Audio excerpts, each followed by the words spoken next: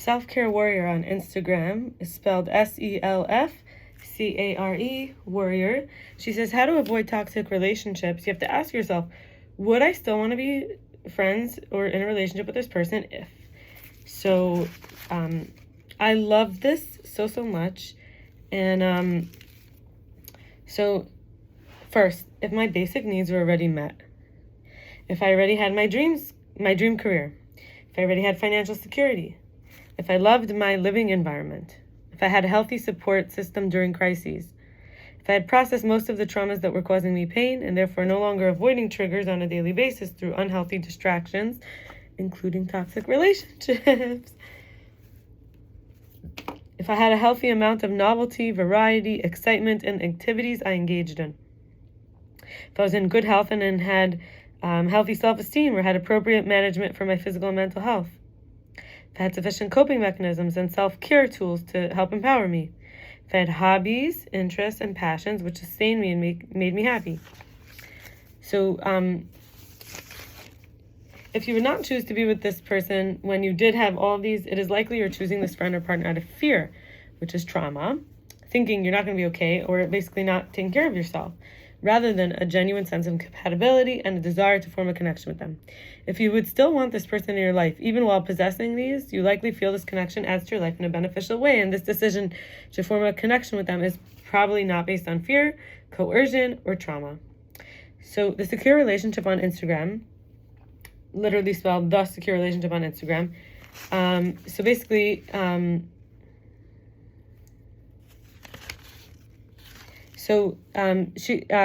think it's a woman. She says the anxious partner's behaviors and the avoidant partner's behaviors, and then there's a line of consciousness, and it's above and below. So consciously, the behaviors look like protesting, accusing, criticizing, questioning, demanding. The avoidant defends, shuts down, appeases, escapes, distracts. The protective emotions of the anxious partner are feeling angry, feeling unheard, invalidated, or desperate, while the avoidant partner is anxiety, frustration, or defeated. Now, the vulnerable emotions, which are below consciousness, which if somebody was able to feel those, they wouldn't need to be angry, frustrated, defeated, afraid, desperate. Invalidated. Like, that's all protective.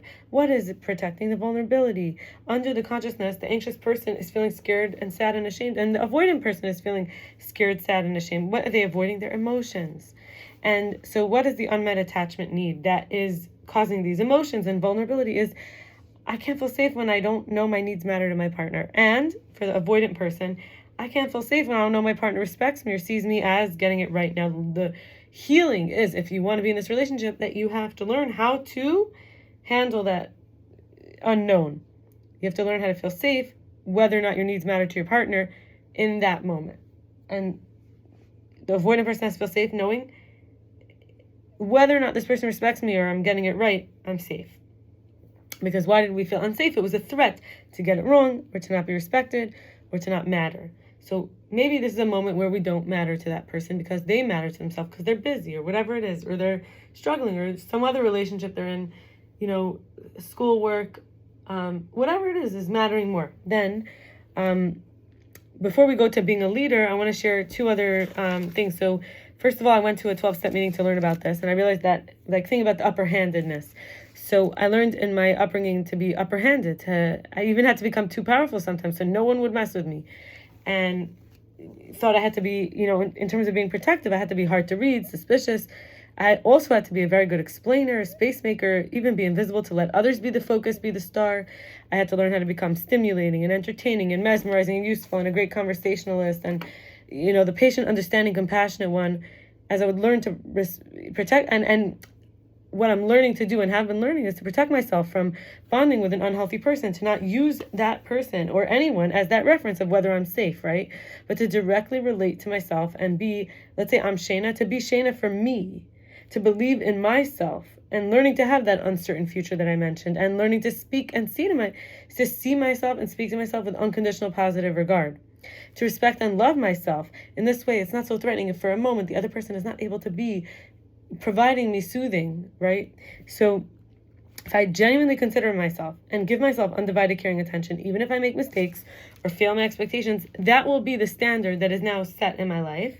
And it could be anything from practicing hugging myself. And let's do a practice.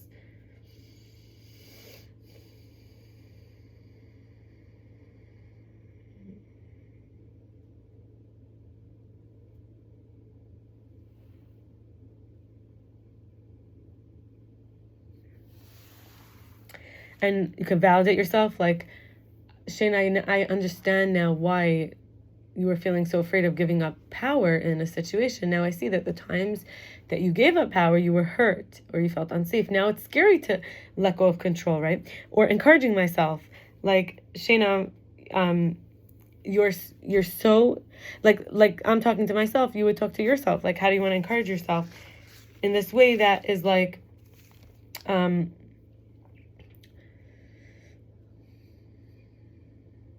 from self-compassion, not like you need to do this to be worthy.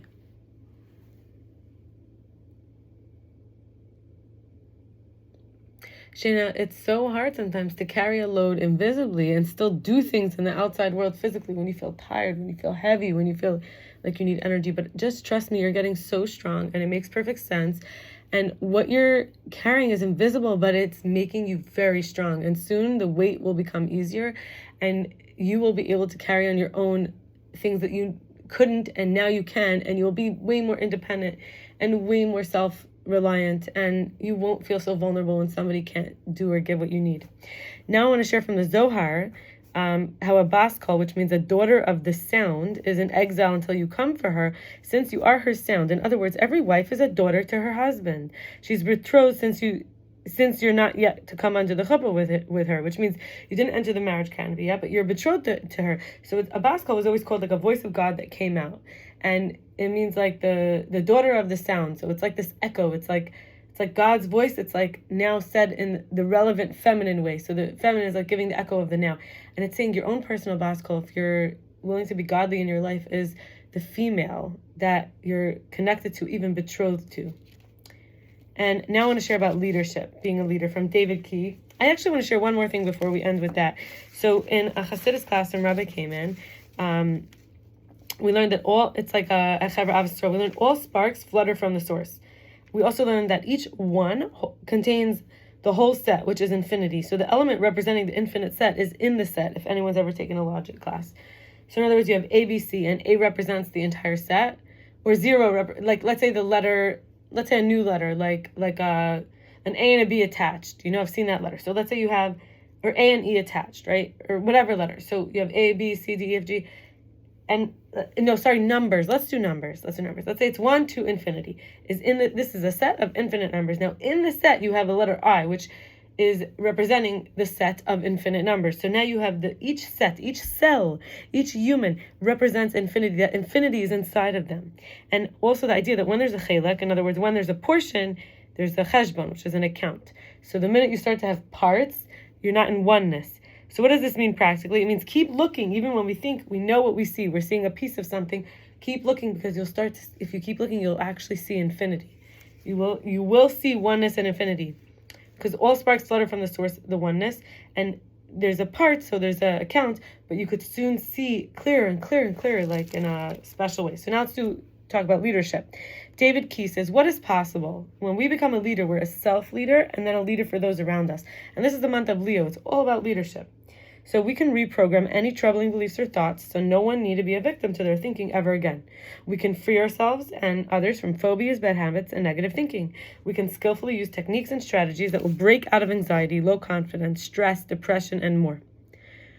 We can lead anyone from where they are to where you want them to be using powerful pacing techniques. Now, where you want them to be is where they want to go. This is obviously a consensual leadership. We can ask questions that evaporate the challenges that hold people back from their dreams. We can have confidence and almost superhuman levels of self-esteem and help others experience the same. And we can elevate our communication skills to world-class level in order to always get our message across powerfully. We can fully understand how the unconscious mind works, what its role is, and how to impact it to create lasting transformation. We can use story and metaphor to bypass the conscious mind and make change on the subconscious level with ease. We can masterfully read people's body language and feelings and unconsciously influence them so you have a deeper rapport and bonding. We can take control of emotions any moment and help others take control of theirs.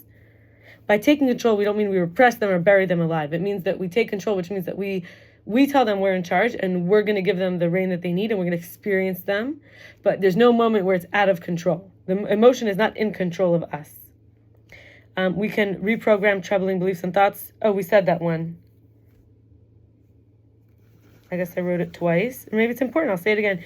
We can reprogram troubling thoughts or beliefs so no one ever needs to be victim to their thinking ever again, to those thoughts. We can transform someone else's emotional state by simply changing the tone and cadence of your voice. We can help anyone create empowering and exciting goals and have specific steps and plans for achieving them. We can rewire beliefs that stop people from achieving goals using submodalities. Like basically, if this works on us, it works on others. Okay, we can reconstruct old painful memories in the brain so they no longer cause trouble in the present. We can be a wizard with language patterns and able to use them to create change in others using proven controversial change methods. We can expand the limited model of the world someone has using meta models so they see a whole new level of exciting potential and possibility in their self and future. And finally, we can help overcome internal conflicts using parts integration.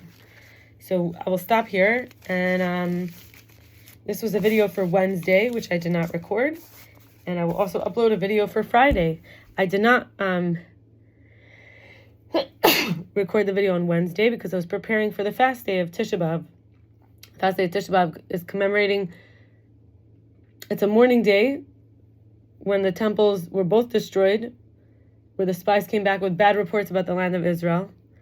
And there are more things that occurred. So we will say also that on the same day, the Messiah, the rising star, which was prophesied inside the book, the book, Torah. It was written. And yes, it's been talked about many times by prophets who are all from the source, speaking and as leaders. And so may we experience that Mashiach has been born. I wish everybody all the best. Bye.